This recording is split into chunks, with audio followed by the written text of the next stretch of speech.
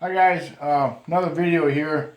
I want to show you how I do this cut right here that separates my union from the stripes. My unions are not separate.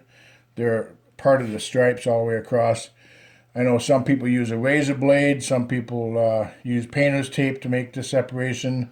I make a cut mark with the table saw. It pretty much almost looks like a separate union if you don't look real close. So that's how I do it, and I'm going to just kind of show you how I do it. So we'll get started here. First thing I do is I set my table saw blade up just above 1/8 of an inch. And here's why I want to show you just why I do that. I use this metal rod to line up my grooves I cut. It's got to be just above this, 1/8 inch above this rod here. This is an 1/8 inch round stock rod, and I'll show you in another video what I use this rod for. So I set my blade to the height, and then I already cut my stripes for my flag. I burnt them, I sanded them, I burnt them. They're all in here. Top 7 stripes, that's where your cut's going to go. 13 inches over, that's the size of the union. So I got them all laid out here in my jig. This is the jig I use to put the flags together. So this is the top. So what I'll do is I'll take each one and I'll flip it and I'll set it on my table saw here in the miter gauge here. And I got my fence already set to the right length.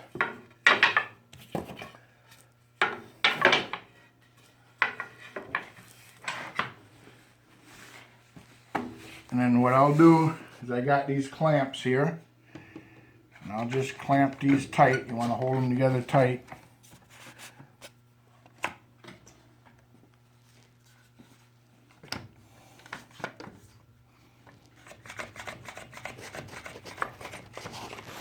And also you want to make sure that they're all the way up against the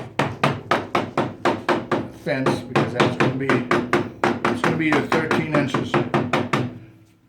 And then right where your blade is here, you want to make sure they're down nice and flat. Try to tighten them up a little bit here. You want them nice and flat.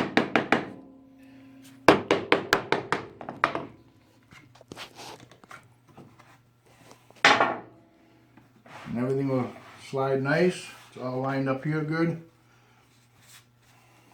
Okay, so what we're going to do here is just push this across the blade.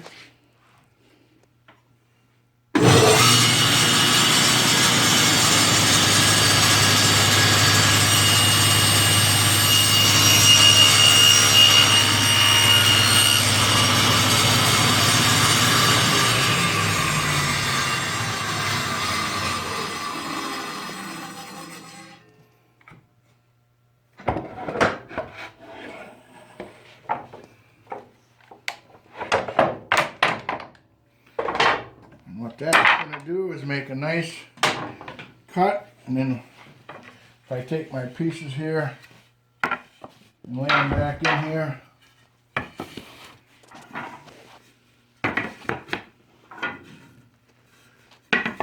you're going to end up with a nice separation.